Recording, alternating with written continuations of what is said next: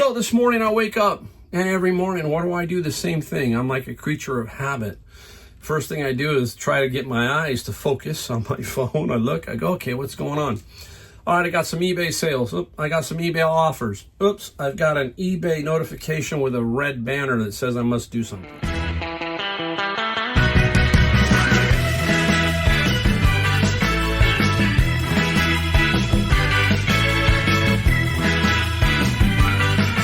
Welcome, Mike, the Golden State Picker. And guess what today? We don't have anything we found or anything we sold in this video. Sorry. We're going to talk about the title of this video and one other subject after that one. We're going to talk about two things here because I've been getting a lot of questions from people on the second half of this video when we talk about that. And we're going to talk a little bit about my love-hate relationship with eBay as it just keeps going on and on. So if you're new, I'm Mike. I'm out of San Jose, California, and I've been selling on eBay and Amazon for 6 years, about 50-50 split. So I have a little bit of knowledge on both. And we just have fun. We talk about stuff. We talk about reselling, all that kind of stuff. Try to give you some kind of inspiration for your reselling. Or if you're not doing reselling, maybe a little nudge to get out there and do it. Okay? All right, let's get right into it. So this morning I wake up. And every morning, what do I do? The same thing. I'm like a creature of habit. First thing I do is try to get my eyes to focus on my phone. I look, I go, okay, what's going on? All right, I got some eBay sales. Oop, I got some eBay offers. Oops, I've got an eBay notification with a red banner that says I must do something. I'm like, what the heck is that? Right now, your eyes really start going, okay, I better focus a little more here. What is happening? So I click it, and this is what I get. I'm going to pop it up here for you so you can see it. It says, time to recertify your information for Inform Act compliance. I knew what it was because I have done this on Amazon about a year ago. And I went through a few more steps with Amazon and I got it done, but it was not easy. And there's a lot of issues with it over on Amazon, more so on eBay. At least that's what I've heard. So it says, hey, the Informed Consumers Act requires online marketplaces like eBay to collect, verify, and disclose information from high-volume sellers, okay? What's a high-volume seller? They don't explain it here. Typical corporation says high-volume seller. It would be nice if they said, hey, if you're doing 2,000 sales a year, I don't know. Just that's the part of the problem with corporate America. To remain compliant with the act, we need you to confirm that your account details are current and up to date. They just want to make sure phone number, email, bank account, all that kind of stuff. It says, if you don't certify this information by May 10th, a payout block will be placed on your account. Ooh, scary stuff, right? So anyhow, I look at it now on my phone. It's really simple. I look at my information's all correct. I said, boom, update or verify. Boom, off it goes. I'm thinking I'm cool. I go do my normal morning routine, breakfast, all that kind of stuff. And I do one last thing before I head out the door. I sit down at the desktop and look at my emails. And then I look at eBay one last time.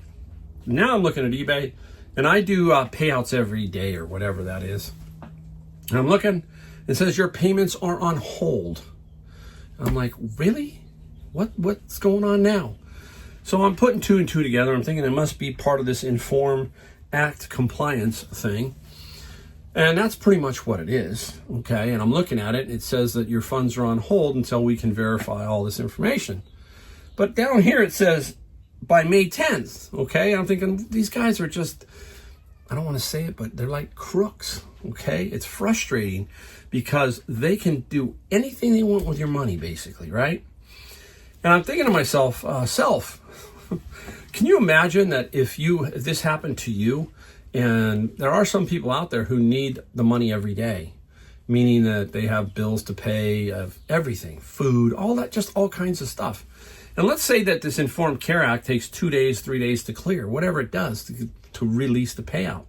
And let's say you're reliant on this every day and that you need a couple of bucks because if you don't, you're going to miss a payment and you're going to get hit with a late fee if you do. And that late fee is $35 or whatever it is. You're kind of getting what I'm coming at here. It's like, really?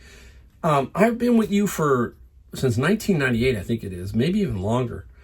And I'm thinking, really good track record with you, made you guys thousands and thousands of dollars. My address has been the same since that time because I've been in this house almost 30 years.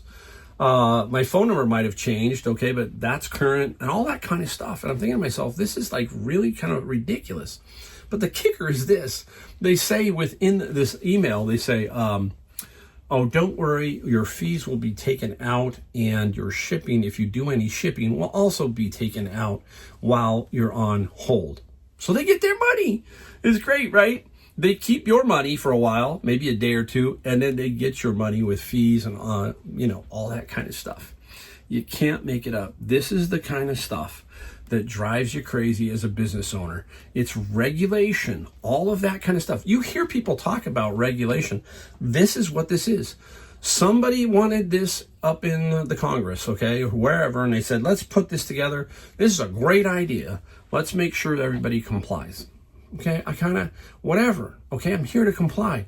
But why do you take it so much further, eBay, and do these little things that just don't make sense? No email to tell you what a large seller is, how long it will take. None of that. It's like you just drop this. It's fairly vague. It's like, okay, you'll get it back. Now, I'll wait a day or so. I'm not going to panic over it because I'm going to let them do their thing. I do have concierge service, so if I have a problem, I'll give them a call. I'm sure that's all it is. If there's an issue, I will get back to you and let you know. But let me know what you think about this type of stuff. I mean, has it happened to you? I'm just curious. Would it affect you? Think about it. If you took once a week payouts and it happened on a Friday and you had payroll and it doesn't get taken care of till next Tuesday or something because of the weekend. Who knows? I'm just thinking. All right, let's get into the second part of this video. And I've been getting so many questions. Oh my gosh, it's like every day, someone on YouTube, someone on email, someone at Savers, all my friends, everybody. It's been the talk of the town a little bit. And everybody's wondering what everybody's sales are like and what do you think is going to happen with the economy, with the tariffs, with everything. And just because I got a beard and I look like Santa Claus, I'm not that much of a sage. And I tell them, honestly, I don't know. I really don't. I do know one thing, and I will tell you the one thing, that is that you are in control right here. You're in control of what you can do. I cannot control anything outside of that. So I have to focus on what I can do. And that means I've got to tighten up my process. It's funny, my wife came back today from Reno and she looked at the house inside and she goes, everything's cleaned up. I had time. I said, you know what? It's time to focus on doing what I need to do here. I need to get this all straightened out so I can feel fresh. I want to feel the ability to be free to go out and source and to do what I need to do. And if I'm not that way, then I'm going to be cluttered in my head and everything else.